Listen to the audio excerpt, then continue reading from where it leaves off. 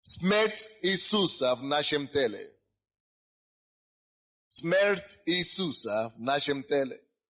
Откройте, пожалуйста, Филиппийцам. Щитовидка, у кого щитовидка в зале? Пожалуйста, положите руку. Именем Иисуса я постановляю вам здравие, будьте здоровы и исцелены. Филиппийцам 3 глава, 10 стих. Филиппийцам 3:10. Филиппийцам 3:10. Я считаю, чтобы познать Его и силу воскресения Его и участие в страданиях Его, сообразуя смерти Его. Я много проповедовал даже с этого места Писания. И много читал, много раз читал это место Писания. И вы тоже много читали. И первое, на что люди обращают внимание здесь, это слово, чтобы познать Его. Потому что если вы читаете эту главу, Павел говорит, что ради того, чтобы познать Иисуса, что он посчитал все за ссором.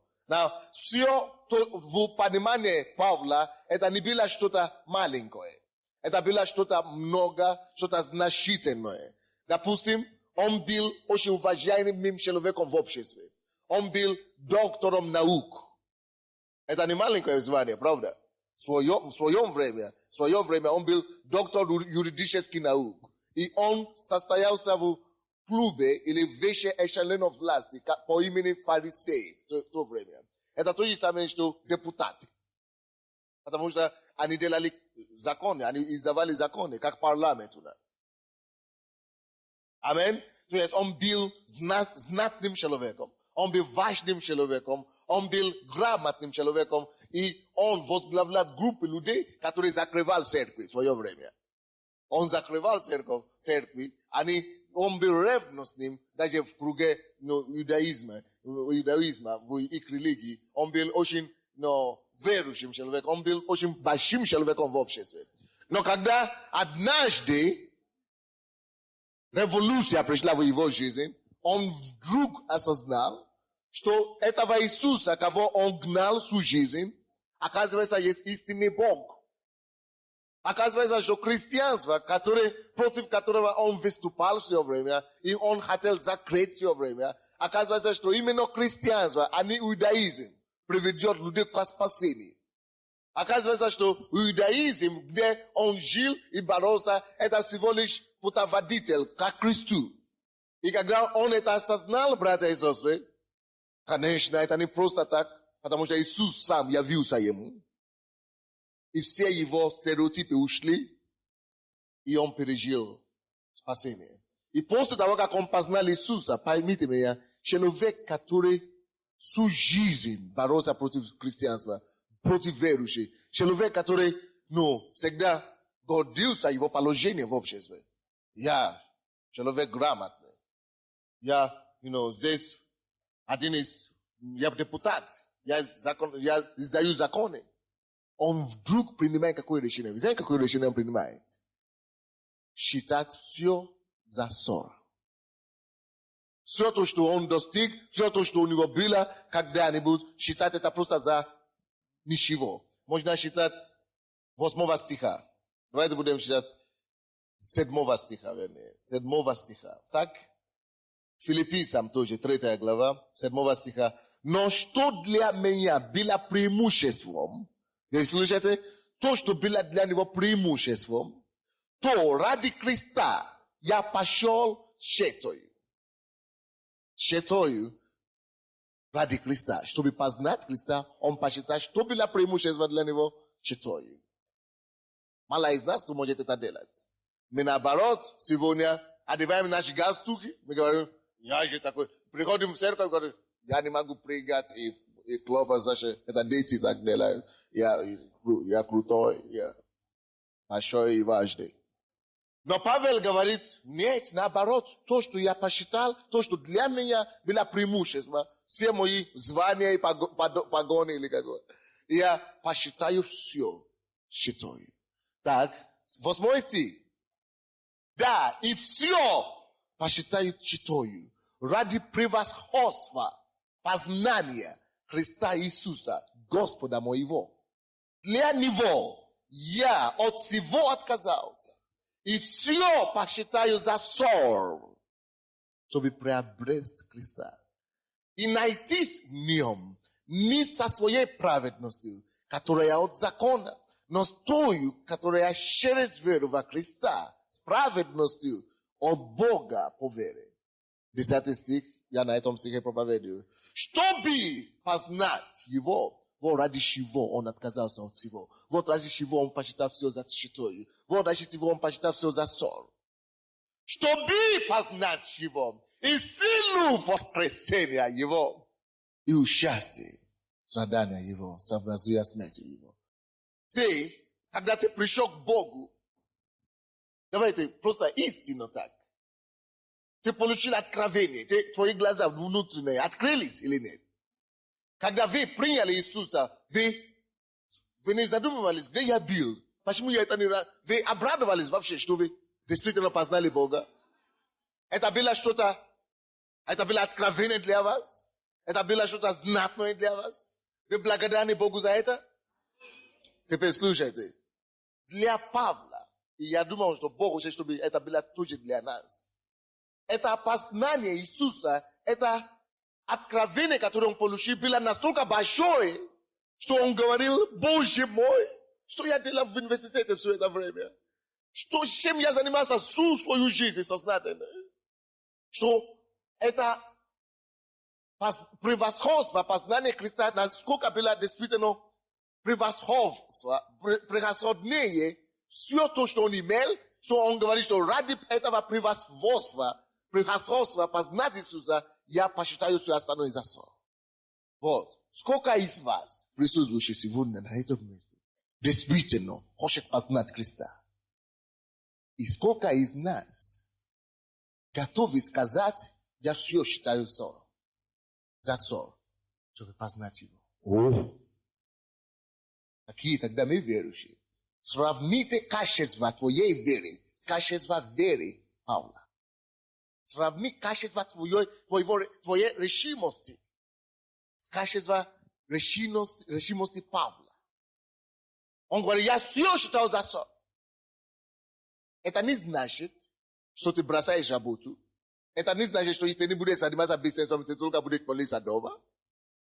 Это значит, что если надо будет, как сестра Ольга сказала, я все готов отдать тебе, Господь, только чтобы тебе служить и угодить тебе.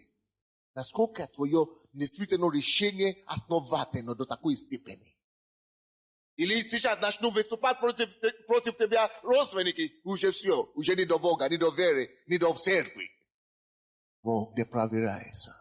Поэтому твое решение с самого начала должно быть такое твое решение, подобно на решение Павла. Что Господь, раз ты мне дал возможность познать тебе, то я тебе не буду знать на 10% или на 20%. Я лучше сделаю все, чтобы тебе познать вот уже на 100, на все 100. Нужно учиться в библейской школе, я пойду в Иисус Навин. Если я не могу учиться каждый день в Иисусе Навин, тогда я пойду хотя бы силу Божью по выходным. Чтобы познать Его и силу воскресения Его. Тебе интересно, как это Бог исцеляет людей без медицины, без ножей? Тебе интересно, как это Иисус Христос воскрес из мертвых в третий день? Как это произошло? Благодаря силе воскресения. Неужели это не интересно познать эту силу, которая преображала меня? Которая изменила меня из грешника, превратил в праведного. Как это не интересно познать силу, которая может вытащить человека из мертвых и дать ему жизнь опять? Чтобы познать Его и силу воскресения Его. Есть ли у вас это желание? Я думаю, что это чудесно. Каждый из нас должен делать все, что угодно, чтобы познать Иисуса на самом деле. Ближе. Я еще Его не познал достаточно. Я стараюсь каждый день. Я покупаю кассеты слышать. Я покупаю видео, аудио. Я читаю книги, я читаю Библию. Я углубляюсь, чтобы познать Его. И силу воскресения Его. Без силы христианство мертвая религия. Besile христианство скучная религия. Besile христианство превращается в ритуал, традиции и в красоте и художественные демонстрации. Показуха. Поэтому нужно познать не только сухого Иисуса, а и силу воскресения Его. Но не об этом я проповедую сегодня. Я проповедую сегодня о другом. Вот, все, о чем я говорил сейчас, да, чтобы познать Его и силу Его воскресения, все это знают. Ну, в принципе, может быть, не все знают, но все хотят, все это замешают в этом стихе. И я тоже замешал это раньше. Но вдруг, однажды, я читал дальше, в этом же 10 стихе, я говорю, что Павел имеет в виду здесь? Ну, не пойму. Чтобы познать Его, это понятно. И силу воскресения Его, это понятно. И дальше. И участие. И участие в страданиях Его. Не хочется это заметить. Не хочется это замечать. Бегом, пробегу. Не получается. Бегом. Прочитай. Какое дикое желание у Павла. Наверное, это только у Павла. Потому что он так гонял церковь, поэтому, наверное, он может участвовать в страданиях Его. Но надо же подумать. Ты представляете себе, какие муки, через какие муки прошел Иисус, чтобы искупить меня и тебя от ада вечного. И здесь Павел молится, чтобы он участвовал в этом страдании Иисуса. Сообразуясь, не просто до определенного этапа страдания Иисуса, а вообще полностью участвовал в страдании Его, значит, до той степени, чтобы сообразуясь смертью Его. Значит, если это нужно, чтобы это до смерти участвовал Павел, то он был готов это делать. И он молится об этом. И говорит, что Господь не только чтобы познать Иисуса, но чтобы познать, что такое Его страдание. Только познать теоретически, но и участвовать. И быть сообразуемыми смертью Его. Боже мой. Больно, какие боли, какие страшные издевательства, какие поношения. И Павел не боялся этого. Короче, сегодня я хочу вам сказать, что каждый из нас, хотим, не хотим, участвуем в страданиях или должны участвовать в страданиях и смерти Иисуса Христа. Поэтому я проповедую сегодня на теме смерть Иисуса в нашем теле. В нашем теле мы несем порой смерть Иисуса. Мы сообразуемся смертью Иисуса каждый день и в Его страданиях. Нужны. Мы должны подготовить себе к тому, чтобы участвовать. Не только чтобы познать Иисуса. Алло, братья и сестры, слушайте. Тем больше ты познаешь Иисуса, тем больше ты увидишь необходимость в том, чтобы участвовать в Его страдании. И, в принципе, нельзя познать Иисуса без Его страдания. Без того, чтобы сообразоваться с Его смертью.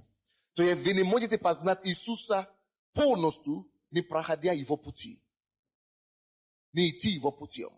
Вы не можете познать Иисуса, не переживая то, что Он пережил. Хотя бы частинку. Конечно, никто никогда не может пережить или попробовать, или испытать то, что Иисус пережил. Никто никогда. Но хотя бы частинку. Ты не можешь Его познать, если ты не будешь пережить то, что Он пережил.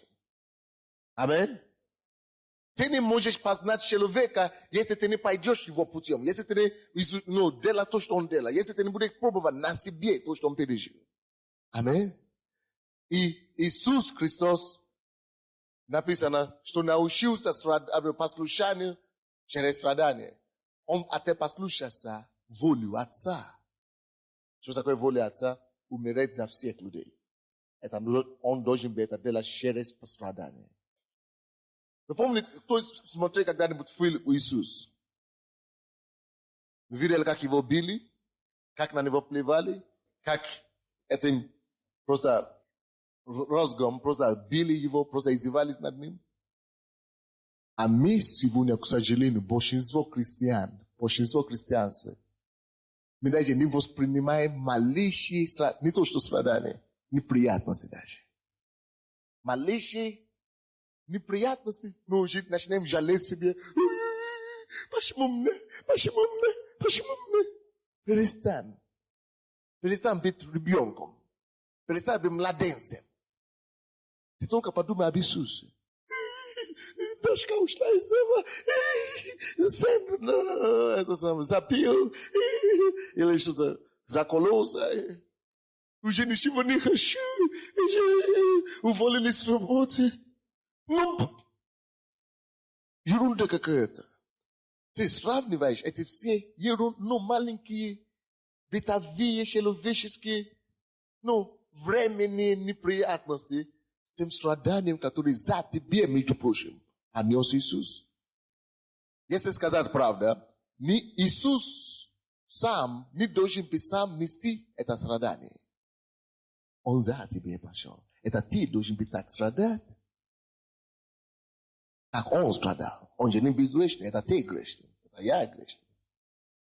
Вот, то, что я должен быть понести, вот эти все страдания, эти все биения и издевательства, это надо мной должны были так издеваться. Это меня должны быть так избить. А он решил за меня пойти. Вот так и нести это все страдание ради меня. И теперь какая-то неприятность, или какие-то страдания, я уже плачу. Но думай об Иисусе. То, что любое испытание, которое у тебя есть сейчас, это еще не 1% из 100, который Иисус понес за тебя, который ты должен вообще понести сам. Ага. Это говоря здесь о земле. Не говорит вообще, не упоминая об аде еще. Ад вообще, это уже вообще страшное дело. Но ты уже полностью избавлен от ада. Ты уже никогда не будешь пробовать то, что какие боли в аду. А кто-нибудь из вас знает, что Иисус пошел в ад? Он побивал там. Ради тебя, чтобы ты там уже не побивал. Чтобы ты туда уже не пошел. Поэтому, братья и сестры, не важно, какие страдания или какие неприятности, через которые мы проходим здесь на земле, это все ерунда, это все ничего, абсолютно, сравнение с тем, от чего Иисус избавил нас. Вот почему он говорит, что принимайте, братья мои, когда падаете, принимайте, братья мои, с великой радостью, когда падаете в различные испытания и искушения. Ибо даже те испытания и искушения, через которые вы проходите, содействуют вам на благо. Скажи твоему соседу, всякие испытания, через которые ты проходишь, содействуют тебе на благо. Чтобы познать его и силу его воскресения, невозможно познать его без познания его переживания. Невозможно познать его и силу его, если мы не будем проходить через чего он прошел. Быть готовы, просто психологически, просто душевно, просто в себе быть готовым, что я готов через любую вещь пройти через, ради Иисуса. Если ты примешь такое решение, ты просто для себя прими это решение, что я готов через чего угодно пройти через, ради него, вот только после того ты сможешь познать его и силу его воскресения. А если ты такой, который в основном люди сейчас, что они делают? Приходят в церковь, так? И уже на следующий день хотят говорить на языках. На следующий день они уже хотят возложить руки на больных и исцелять, а потом все, чудеса и знамения, аллилуйя, аллилуйя. Христианство это не просто аллилуйя, аллилуйя, розовая пастель. Пастель, одетый, на кровать пастеленными розами. Это не христианство. Все время, нет. Алло? Ты не можешь познать силу его без познания, без участия в его страдании. Вы слушаете меня? То есть, Иисус говорит от Матфея 6:33. Ищите прежде всего не силу Божью даже, а царство Божье. И правду его, праведности царства ищи прежде. Аминь. Что хочется праведность Божья? Пришел в церковь, чтобы мой муж бросил курить или пить. Я только ради этого пришла в церковь. Я пришел в церковь только ради того, чтобы мои дети перестали колоться. Вот почему я пришел в церковь. В чем тут царство Божье? Но познание правды его. Какие правды? Вообще нам не это интересно. Но поэтому ты и в обочине там закончишь. Потому что ты эгоист. В то время, когда Иисус за тебя умирает, ты говоришь, что ты только о себе переживаешь. Да прости тебе Бог. Поэтому и написано, ищите прежде всего. Чего? Царствие Божие и правды его. А ты начинаешь кому-то говорить о правде, о Царстве Божьем, что ты живи правильно, поступай тебе, ты не веди себя. А что он делает? Он обижается. Ты обижается. Я не могу. Говоря ему, христианин тебя так не ведешь. Ты сообразуй с Иисусом. А он говорит, я вообще сюда пришел, чтобы только исцелиться. Ты что? Бог поругаем не бывает. Бог поругаем не бывает. Так что ставь твои приоритеты нормально. Пересмотри, переоцени твои ценности жизни. Аминь. Прежде всего, ты должен прийти в Богу, чтобы просто чтобы познать Иисуса. Чтобы познать его, того мужа, кто умер за меня. Представляешь? Того, кто отдал свою жизнь, пролил свою кровь, чтобы меня жизнь. Я хочу познать его. И силу его воскресения. Вот в этой силе я хочу познать эту силу, чтобы двигаться в него. И если для этого и ради этого мне придется через какие-то временные страдания пройти, пускай будет. Через какие-то временные неприятности, да будет так. Представляешь, сколько он понес за меня. Представляешь, сколько он пострадал за меня. За какие-то ерунды и страдания здесь не потерпеть или что ли. Потерплю что угодно. Только чтобы познать его. Буду участвовать в его страданиях. Буду сообразоваться с смертью его, если надо. Буду. Это мне не страшно. Пускай все плевают на меня. На него тоже плевали. Пускай все меня ругают. Пускай все смеются надо мной. Издеваются надо мной. Над ним тоже издевались ради меня притом. Еще говоришь, что тебе не стыдно, ты не стесняешься. Какое стеснение? Он прошел через улицу, через проспект, весь проспект этого Иерусалима, чтобы мои грехи искупить, а вы говорите, чтобы стесняться за то, что я исповедую его сегодня. Никогда в жизни. Буду на площади тоже возгласить о его славе.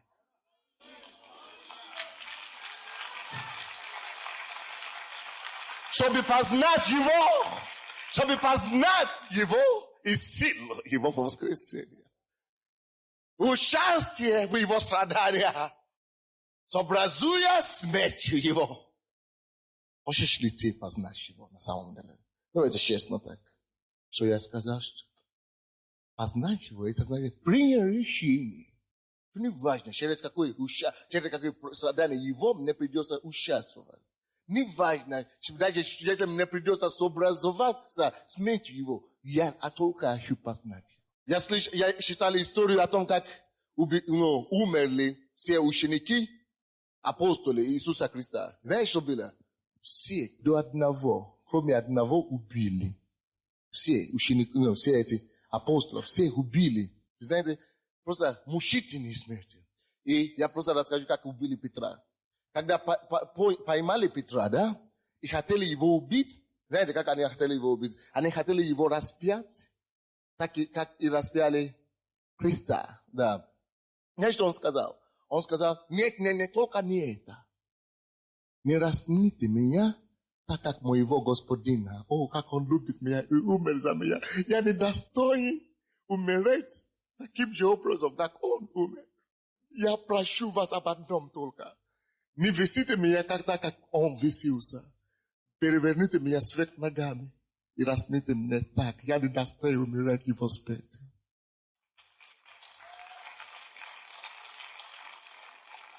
Я вам говорю, как Петр умер. Его взяли, не так, не вот так распяли, а его ноги вверх, его голову вниз и распяли его так. И он сказал, только так. Он сам попросил, я не достоин умереть, как мой господин. Он говорит, какая это честь для меня, тоже умереть смертью крестной, как Иисус. Так что за честь? Посмотри, что ученики делали в Деянии апостолов, когда их убивали, когда их били, когда их бросали камнями, когда их над ними издевались. Не радовались, что за имя Христа они могли это все понести. Деяния апостолов, 5 глава. Деяния апостолов, 5 глава, откройте, пожалуйста. Деяния 5, 41. Деяния апостолов, 5 глава, 40 стих, 41 стих. Эта власть захватила их, арестовали учеников, апостолов, и 40 стихе, они, послушались его и призвавшие апостолов, вы слушаете, да? Они, это суд, их арестовали, это суд, о суде говорится. Суд, позвали апостолов, били их, представляете себе, били их, и запретившие им говорить об имени Иисуса, отпустили их. Они же пошли из Синедрона, радуясь, что за имя Господа Иисуса удостоились принять бесчестие. Представляете себе? Их били. А что значит били? Слушайте, смотрите все сюда. Тогда, если если суд принимает решение, Синедрион, бить человека, это как судебное постановление, их разделись до ноготы и привели на площадь. И их перед всенародно так, их нагими так били. Это за что? За то, что они проповедовали Евангелие Иисуса Христа. За то, чтобы это Евангелие дошло до меня и до тебя сегодня. И ты сегодня жалуешься, что какие-то неприятности, какие-то страдания за имя Иисуса Христа. Нужно прыгать за радостью. И после того, как их били вот так, их опустили, они пошли ликуясь и радуясь, что за имя Иисуса они могли принести и потерпеть такое бесчестие. Вот почему наша церковь должна радоваться, что на пастора идет такие атаки, и на церковь идет такие атаки. Мы должны вернуться к вере апостольской. Первой апостольской церкви. И радоваться, что я радуюсь за это на самом деле. Господь, я благодарю Тебя, что Ты доверил мне потерпеть от что-то чуть-чуть, от злословия, от каких-то невосприятия, от издевательства, какое-то маленькое за Тебя. Их запретили говорить именем Иисуса, но они сказали, что никогда в жизни мы не перестанем говорить об Иисусе. Вот почему мне говорят, мы не продлим вашу визу, мы выгоним вас, мы говорим, никогда в жизни. И работу Божию не закончится на Украине. Евангелие будет продолжаться.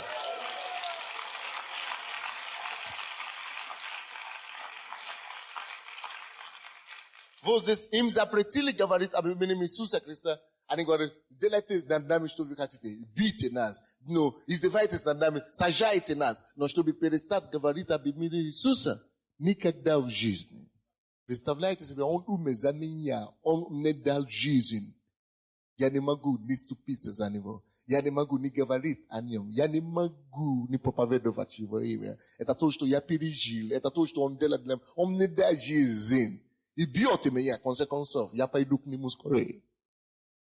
Вот, поэтому, когда они их запретили, чтобы больше не говорить об имени Иисуса, в 40 стихе, так, в 41 стихе, они же пошли из Синодриона, радуясь, что за имя Господа Иисуса удостоились принять бесчестие.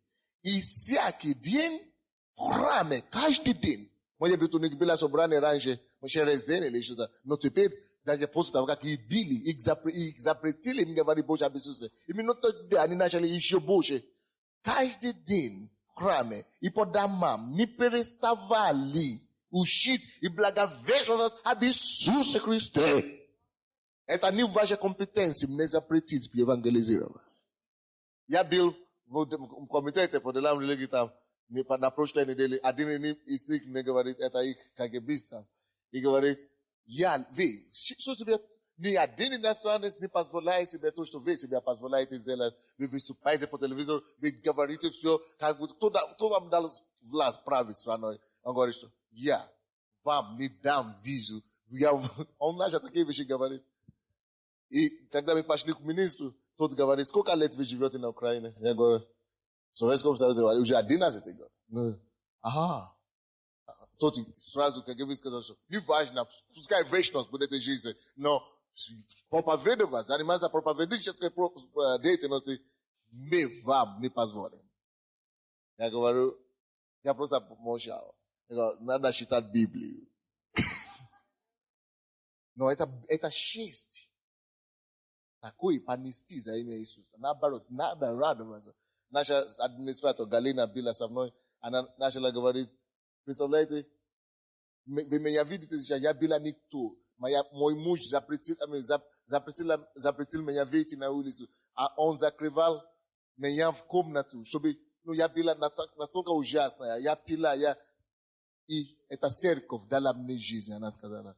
И Юрий Иванович, наш президент церковного совета, говорит, убили мою жену, мои руки гнили, я пил, я уже потерял всю жизнь. И этот человек мне дал жизнь, я умру за него, если надо, он сказал. И они сказали, и Галина начала плакать. Я говорю, зачем плакать? Люди здесь, в Деянии апостолов, радовались за то, что они могли это нести за имя Иисуса. И продолжали проповедовать. Что значит, чтобы познать Его. И силу воскресения Его, участие в страданиях Его. Сообразуя смерти Его. Тем более на Украине это благодатное время. Бог просто двигается. Наоборот, то, что они боятся, это то, что произойдет. Бог поднимет эту церковь до такой степени, что хотят, не хотят, время придет, когда они будут приходить, прибегать сюда за советами. Хотят, не хотят. Так что вы только молитесь. И просто делайте то, что вам говорит, делайте администрация. Просто служите Господу и радуйтесь. Никогда не плакать, не надо плакать, или жаловаться, или переживать за то, что имя Иисуса. Если ты это делаешь перед Богом, Библия говорит, что нужно страдать не за то, что мы воры, допустим, или мы наркоманы, алкоголики, или страдать за то, что мы делаем что-то неправильно, мы нарушаем закон. А если мы страдаем за имя Иисуса, сказали, что именно тогда тебе надо радоваться. Давайте посмотрим Библию. В Библии полно таких примеров. Просто полно. Второе послание Коринфянам откройте. 2 Коринфянам, 4 глава. Чтобы познать Его. Не бывает познания Его без участия в Его страдании. Не бывает познания Его и силу Его воскресения, чтобы не познать Его страдания. Чтобы не участвовать в Его страдании. 2 Коринфянам. 4 глава, 8 по 11 стихи. С 8 по 11 стихи. Мы, это апостол Павел говорит и пишет здесь, мы отовсюду притесняем. Или притесняемы, да. Мы отовсюду притесняемы, но не стеснены. Мы в отчаяниях, обстоятельствах, но не отчаиваемся. Слушайте, да? Какие сильные слова. Мы отовсюду притесняемы, но не стеснены. Мы тоже сейчас отовсюду притесняемы. Отовсюду. На Харьковском массиве не хотят дать нам зал в Дарнице, Ленинград, обещают, но Троещина говорят, что выгода. Отовсюду притесняемы. Но самое главное, не то, что вы притесняемы отовсюду, а самое главное, не стеснены. Видите, отовсюду притесняемы, но не стеснены. В нашем духе мы не стесняемся.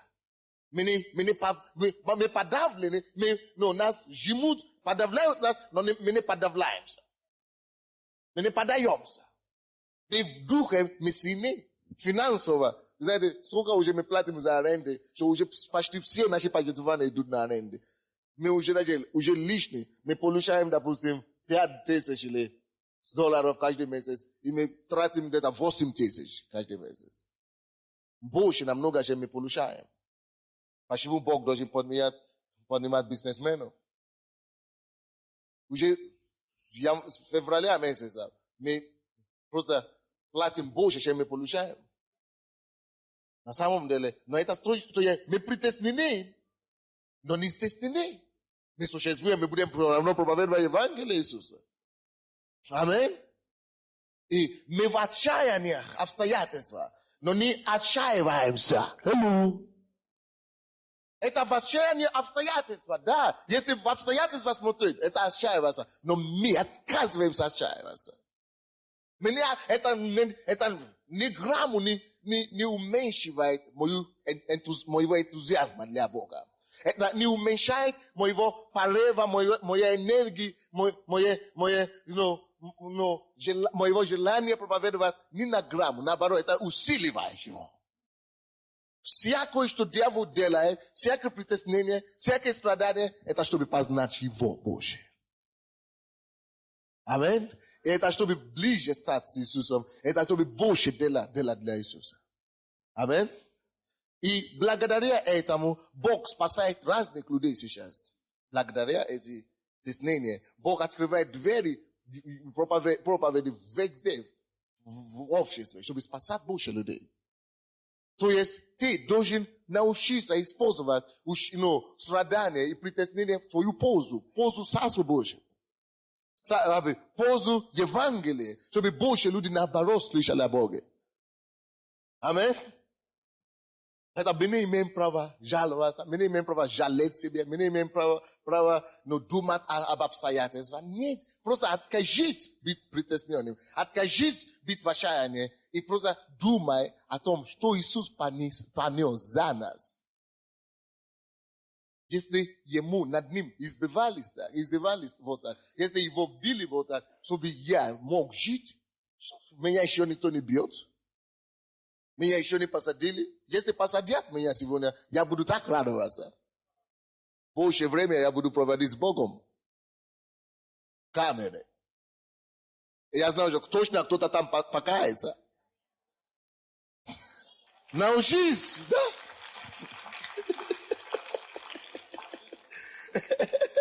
Научись использовать противные обстоятельства на пользу. Конечно, не посадят. Потому что мы еще будем спасать больше людей. Но я просто говорю, утирую.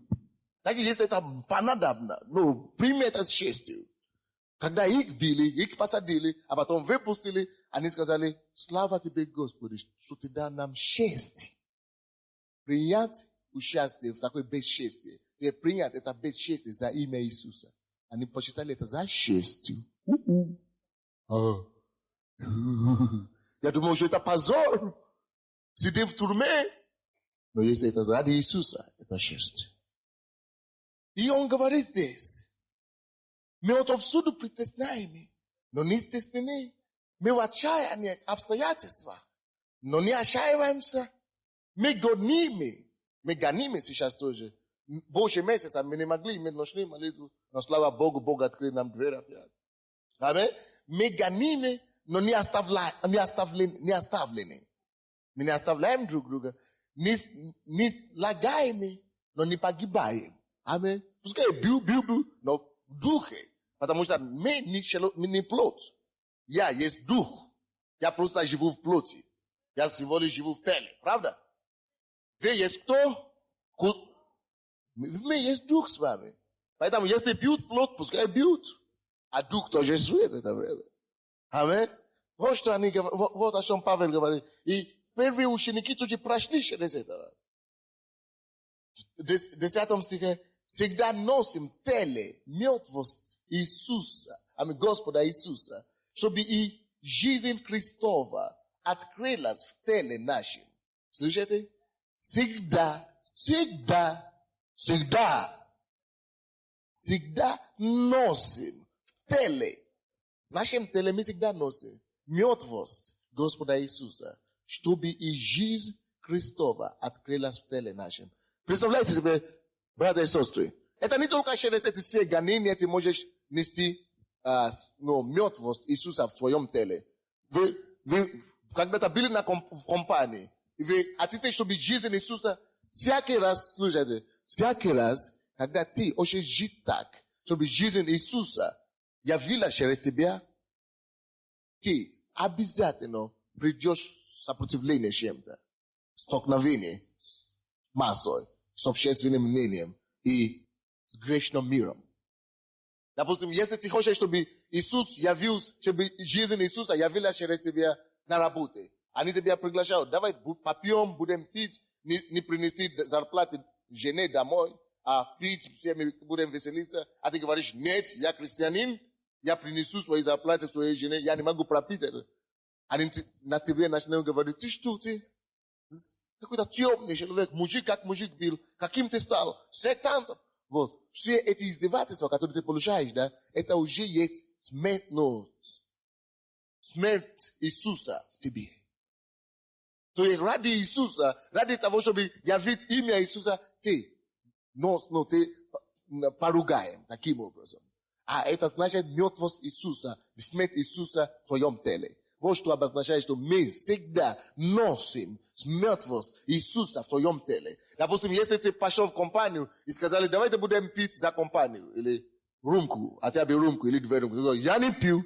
Что, куда ты попал? В секту? Вот эти все издевательства на того, эти все слова, да, ты поругаем ради Иисуса. Бог говорит, ради этого радуйся наоборот. Или в семье, или дома, тебя запрещают идти в церковь, может быть, или над тобой издеваются, или смеются, или даже бьют тебя, или даже тебя не дают что-то. Вот, что значит, что мы всегда, каждый из нас всегда, может быть, там в меньшем мере, может быть, кто-то в большом мере, может быть, кто-то в более видном плане, может быть, кто-то менее видном, менее заметном. Но если ты на самом деле живешь для Иисуса, если ты на самом деле хочешь, чтобы Иисуса жизнь явилась через тебя, ты будешь нести его смерть.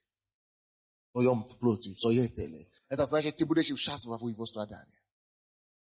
Потому что люди тебя не поймут. И это нормально считается. Hello? Радуйся, что ты можешь вот таким образом участвовать в страдании и смерти Иисуса. Хотя бы вот таким образом, маленьким смысле так. Аминь. Это норма. Это нормально. Потому что это мир парадокса. Представляешь, человек не пьет, не курит, не изменяет жену, приносит деньги. Ему говорят, что он болеет, что он ненормальный. А тот, который пьет с утра до вечера, не приходит домой вовремя, не приносит деньги домой, сказали, о, мужик как мужик, о. Мир парадокса, правда? Вроде бы наоборот, его должны вообще с общества вытеснить. Наоборот, его принимают в общество. А тот, который говорит, я не пью, говорит, что там сектант какой-то, какой-то там. Куда-то он пошел, куда-то он попал. Мир парадокса. Ты говоришь, я раньше кололся, я грабил, я был позором для общества. А сейчас я служу Богу. Они говорят, ты что, уже не пьешь? Нет. Ты что, нельзя? Нет. А ты что, бабками уже не занимаешь? Нет. Ну, каким ты стал? Видишь? Потому что система этого мира, порядок этого мира, она все работает, спрограммирована, чтобы служить сатане. По системе сатане. И чтобы жизнь Христова открыла в теле моем. 11 стих. Ибо мы, живее, непрестанно предаемся на смерть ради Иисуса, чтобы и жизнь Христова открылась в смертном плоти нашей. Вот какая была жизнь для Павла. Это была норма для него. Он не чуждался от этих проблем. Он не думал, что, это страшно все. Или, страдать за Иисуса, что это какой-то позор. Или, за что я делал, Господь. Может быть, я грешил. И где какой, Господь, покажи мне, где я грешу. Почему такие гонения пошли на меня? Нет. Гонения это нормально, с великой радостью. Принимайте, братья мои, когда падаете различные искушения. И все, что дьявол может делать для вас, самое худшее его атаки на вас, самое худшее его, борьбе против вас, он не пойдет больше, чем вашего плоти. Поэтому, когда сатана пришел к Богу, чтобы говорить и клеветать об Иове, Бог говорит ему, что ты можешь делать все, что ты хочешь с ним. Физически, собери его материальные принадлежности, прикосни даже к его плоти, если ты хочешь, но к жизни его ты не имеешь права. Потому что жизнь его закрыта во Христе Иисусе. Боге. Поэтому пускай дьявол делает, что он хочет. Максимум, это все страдания Иисуса, все то, что они могли делать для Иисуса, это в его плоти, в нашей тоже. Они могут издеваться над твоим, все страдания эти только в нашей плоти. Но твой дух будет здравствовать в это время. Твой дух может просто усиливаться в это время. Твой дух может просто расти в Боге в это время. Когда твоя плоть. Все, что дьявол может делать, это просто плоть. Больше плоти, он никуда не пойдет дальше. Это я вам рассказывал, когда изнасиловали одну сестру из нашей церкви. Она мне так говорила, мне так понравилось это слово. И когда ее изнасиловали, она, конечно, там не слушала Духа Святого, совершила ошибку. Но она сказала, когда они это делали, просто Бог дает ей такие мысли. Ты все равно, они больше плоти, больше тела не пойдут, дальше не пойдут, потому что ты не есть плоть. А женщина, чтобы она знала, что она не есть плоть, это вообще откровение. Потому что все женщины думают, что они плоть только. А тут Бог есть говорит, что ты не есть плоть, ты есть дух. А это плоть, что плоть? Ну что плоть? И Бог дал ей утешение через это. Аминь. То есть, то же самое дьявол. Что дьявол, хуже, что он может делать, это прикоснуться к твоей теле, твоей плоти. Но твой дух может исцеливать. Галатам, давайте откроем 6 главу. Галата 6:17. Галатам 6:17. То есть неудобства, которые дьявол может устраивать нас, это только физические неудобства. Аминь. Обстоятельства там, болезни там, или какие-то неприятности там. Ну, все только внешнее, только физическое, и все. Галатам 6:17. Галатам 6:17.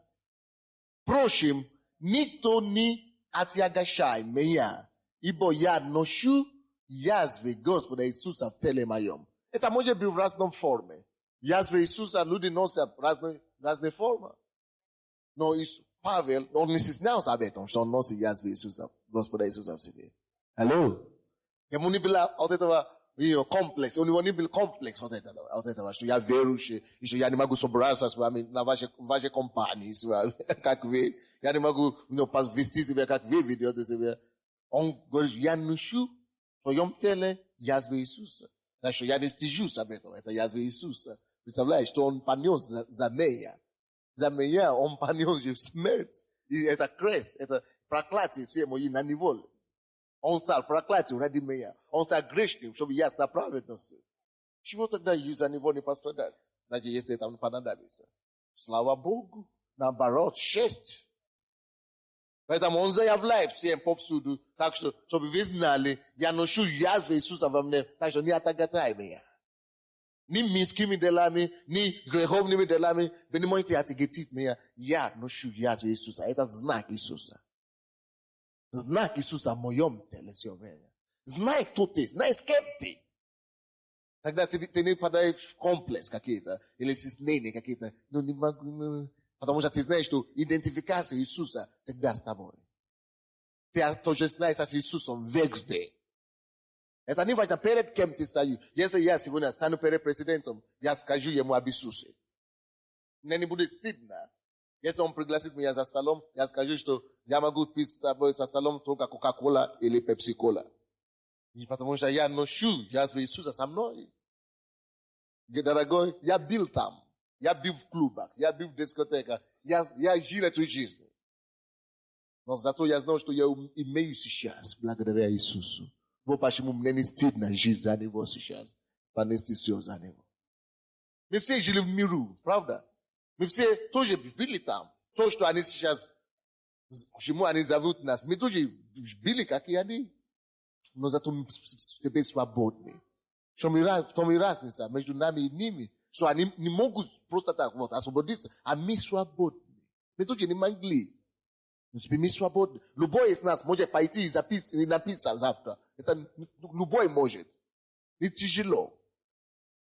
Любой из нас может пойти и спать с проституткой. Но кто не может это делать? И собаки это делают, понимаешь? Это не тяжело, грешить не тяжело. Это не героизм, понимаешь? Никакого героизма нету там, чтобы написать за компанию шампань или, как это, Marlboro курить. Ну, что это стоит? Но жить праведной жизнью, вот настоящий героизм. Жить жизнь праведности, вот настоящий героизм. Жить свободно от сигарет, свободно от табака, вот где героизм. Жить свободно от блуда и от бесчестия, от аморальности. Вот настоящий героизм. Вот праведность, которая идет от Бога. Вот в чем состоится свобода. Не свобода грешить. Не свобода, спать с кем хочет. Когда ты не живешь зверь. А свобода, сказать, что нет, я женат на одной женщине, я буду верный ей до смерти, пока смерть нас не разлучит. Вот свобода. Они говорят, что не тянет. Нет, тянет, но я свободен от этого.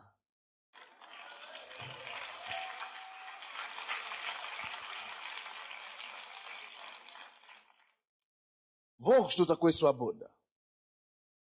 Поэтому я благодаря Иисусу, это Иисус мне дал это такой подарок. Это Иисус мне дал такую свободу. Вот почему я ношу с собой, в своем теле язвы его.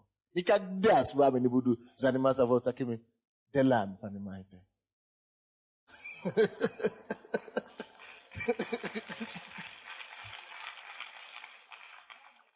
Аминь. Короче, поехали дальше. 2 Коринфянам опять. Не надо, у нас нет времени, уже второй час пошел. Будет телевидение сегодня, да? Запись. О, Боже мой, помоги. Еще будет запись после этой проповеди, так что я прибегу быстренько. Давайте откроем Евреям 5. Евреям 5:8. Евреям 5:8. Чтобы познать Его и силу воскресения Его, участие в страданиях Его, сообразуясь смерти Его. 5:8. Слушайте, очень интересно. Хотя Он и сын, Иисус, Он есть сын Божий, правда? Хотя Он и сын, однако страданиями навык послушанию. Написано, хотя Он и сын. Если Он сын Божий, Он больше тебя, Он твой старший брат, между прочим. Ты не больше него, не. Он первенец и сыновей. Вот, даже Он, будучи сыном, послушанию навык, именно через пострадание, Он научился послушанию. Не слушайте меня? Именно через страдание Он научился послушанию. Тем более еще тогда, еще как тогда. Если Он сын, Он был с Богом, Он жил у Него, Он был Бог. И через страдание, ему надо было научиться навык послушания, то тем более нам с вами. Аминь? То есть, неприятности, противящие обстоятельства, или страдания, или какие-то, это нормально для нас. И не плачь, и не жалей себя, и не устрой себя плачущий из-за этого. Аминь. И Он, хотя и сын, однако страданиями навык послушания. Это значит, научился послушанию через страдания. То, что он страдал. Это значит, что он послушал Богу, когда он пошел на крест, хотя ему не хотелось этого. Но через эти все муки, через эти все страдания, он пошел все равно, он послушался Отцу. Алло, братья и сестры, во многом в нашей с вами истории жизни, чтобы слушаться Богу до конца, нам порой тоже надо в чем-то где-то тоже научиться послушанию через страдания. Аминь. То я ищу дисциплинировать, допустим, вы иногда видите, что иногда ваш плод очень что-то иногда. Но вы говорите, что это нельзя, потому что я в христианин, так? И вы очень страдаете от этого. Ну, это неудобно, так? Вы так страдаете, да, так больно. Но вы знаете, что нет, я не буду, потому что это грех. Вот через эти страдания вы слушаетесь, вы научитесь, вы навык послушания.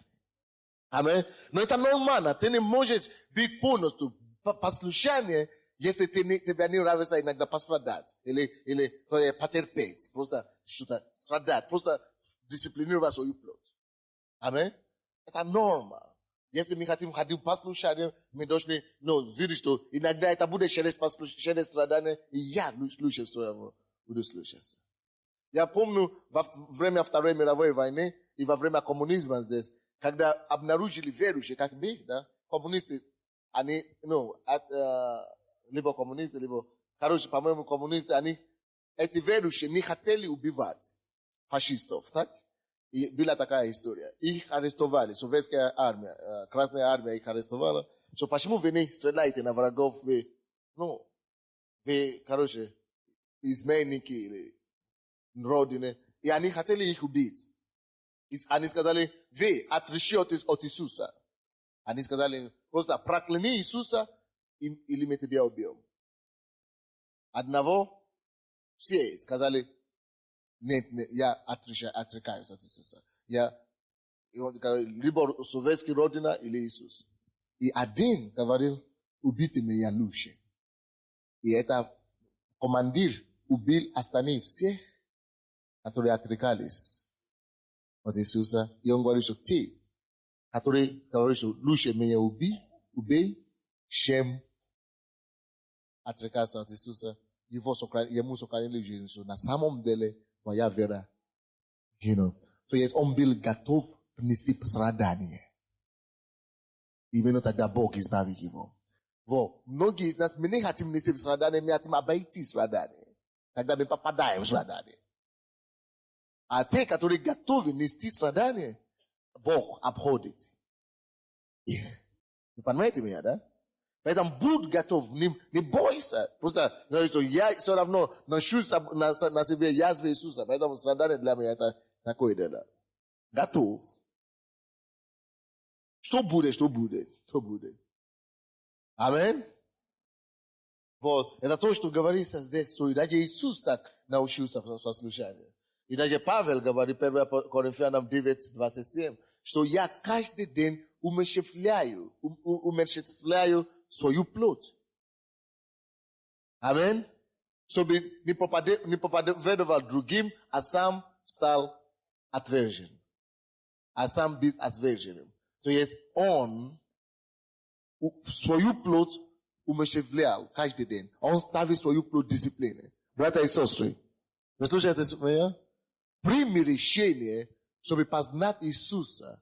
И это независимо от чего нужно пройти. Независимо, какие страдания его нужно участвовать. И независимо, через чего нужно пройти. So я все равно буду угождать Богу лучше. Давайте мы будем читать последнее место Писания. 1 Петра 4. Очень внимательно будем читать. 1 Петра 4. 1 Петра 4, первые 2 стиха. Итак, как Христос пострадал за нас плотью, то и вы вооружитесь той же мыслью. Ибо страдающий плотью перестает грешить. Алло? Видели? Страдающий за плотью перестает грешить. Вот почему Павел тогда сказал, я умерщвляю свою плоть. Каждый день. Потому что он знает, что тем меньше влияние плоть имеет надо мною, tem Божий, я побеждаю над грехом. А если ты хочешь делать пир для своей плоти, пускай плоть и берет все то, что он хочет, тогда ты будешь рабом плоти, а не праведности. Вот почему здесь говорит, что страдающий плоти перестает грешить. Чтобы остальное во плоти время жить уже не по человеческим похотам, а по воле Божьей. Аминь. Это то, что удивило нас, когда я с одним братом говорил. Я говорю, просто я поражен, когда я видел сестру Ольгу. Сегодня, мы дважды так говорили вчера, сегодня. У нее тысячи долларов. Может быть больше, может быть миллионы долларов. Но все равно она смиренная. И если бы кто-то из вас имеет сотни тысяч долларов, вы бы пришли, вы бы заказали себе Кадиллак или какие-то что-то там, и жили бы в такой гостинице, самой большой в Киеве, и вы одели такие одежды, что уже 10 километров знают, что вот это она пришла. Потому что вы служите лучше, хочется прославиться плотью, хочется, чтобы обращать внимание, хочется, чтобы хвалить. А человек, который действительно духовный, человек, который действительно уже одержал победу над плотью, ему все равно. Он может так выглядеть, это ему не мешает. И он может вот так выглядеть, это тоже ему не мешает. Аминь. Вот что говорится, чтобы остальное нашей жизни здесь, во плоти время, жить уже не по человеческим похотам. Я могу иметь миллионы долларов, но все равно не жить по похоти. Алло. И я могу иметь только $10 и жить уже без зависимости от них. Похоти жить. Видите, где победа.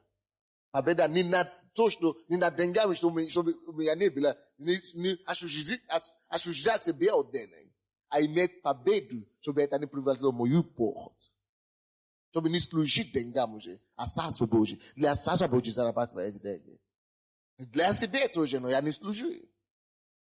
Чтобы остальное наше время здесь жить на земле, жить не служа плоти, похотам, а жить по воле Божьей. Чудесные слова. Давайте читайте дальше, не будем читать всю главу, но давайте прочтем 12 стиха.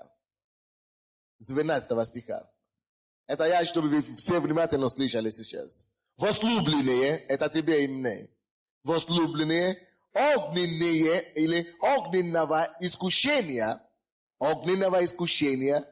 для испытания вам посылаемого, не чуждайтесь.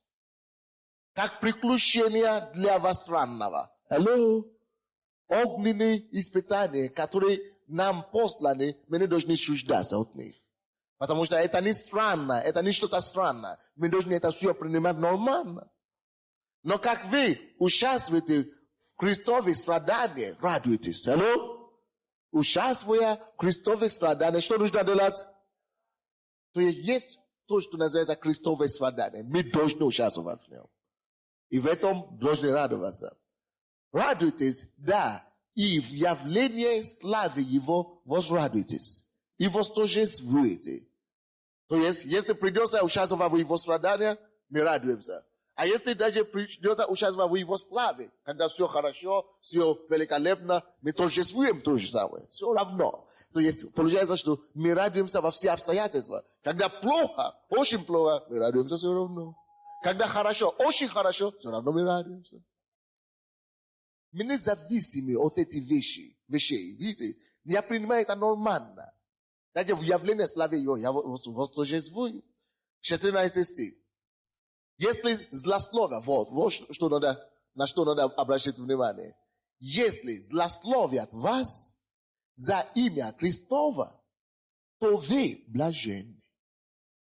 Но только если вас злословят или ругают за имя Христова, только тогда вы блаженны. Ибо Дух славы, Дух Божий почивает на вас. Теми он хулится, а вами прославляется. Только бы, слушайте, только бы не пострадал кто из вас, как убийца, или вор, или злодей, или как pasiagaishi na shujoje. Вот. Нельзя так посадать, а за имя Иисуса можно и нужно даже. А если как христианин страдаете, то не стыдись, но прославляй Бога за такую участь. Это мне нравится. Я не знаю вас. Вам не очень нравится?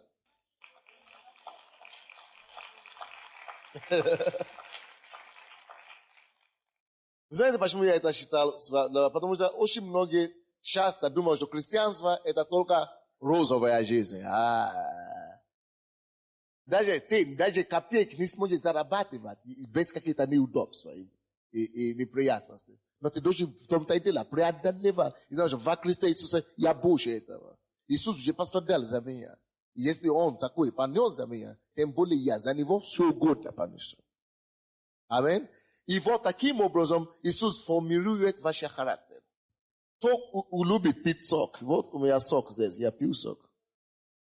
Но кто из вас знает, что Бог вот, не дождем не посылает сок с неба? Что Бог дал нам? Фрукты. Бог дал нам фрукты. И когда фрукты или апельсин, допустим, когда мы видим его, он выглядит хорошо, да? Апельсин, такой красивый. Но чтобы получить оттуда сок, нужно давить, нажать и так далее.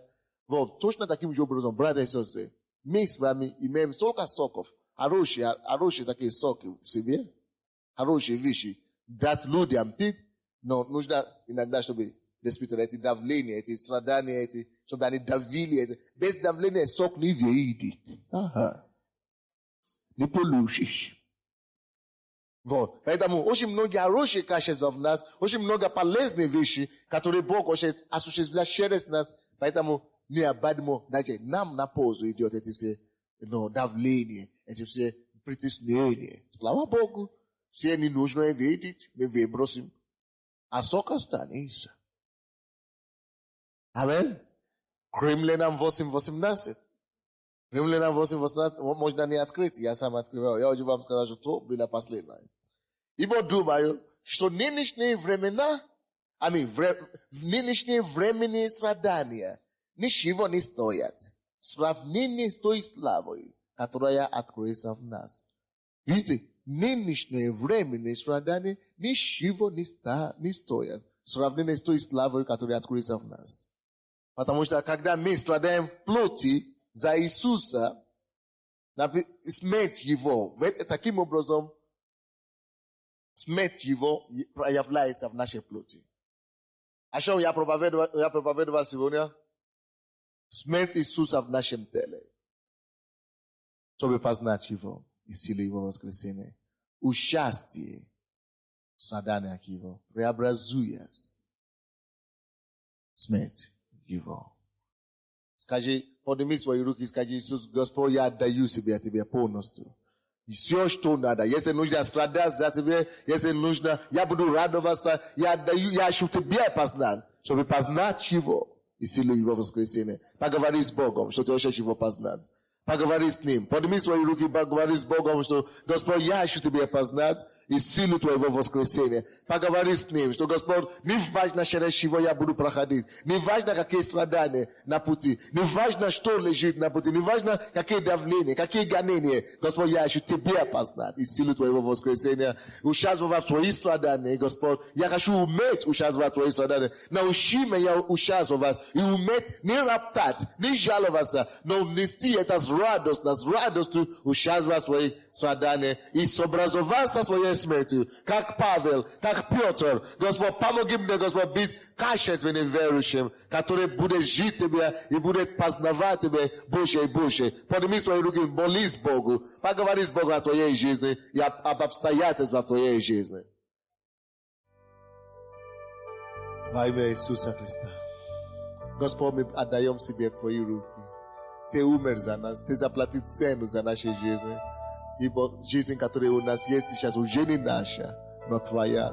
Господь, каждый из нас, мы отдаем свою жизнь Тебе. Возьми нас, употреби нас, используй нас, так как Тебе угодно, как хочешь, Господь, веди нас, прослав Твое имя.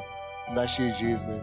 Господь, чтобы мы не нуждались, чтобы мы не считали странны Христовые страдания, но чтобы мы могли с достоинством участвовать в своих страданиях, в своих испытаниях, которые идут на нас, чтобы мы могли нести их и пройти через них, Господь.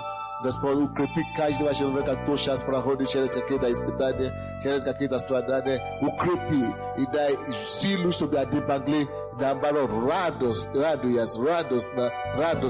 преодолевать все препятствия, все атаки дьявольские во имя Иисуса. Мы запрещаем всякие дела дьявола, мы запрещаем всякие атаки его, мы запрещаем всякие его давления на нас во имя Иисуса Христа. И, Господь, мы просим, чтобы ты дал нам выход с этой ситуации. Во имя Иисуса, слава Тебе, Господь, чтобы мы могли познать Тебя и сообразоваться со своей смертью.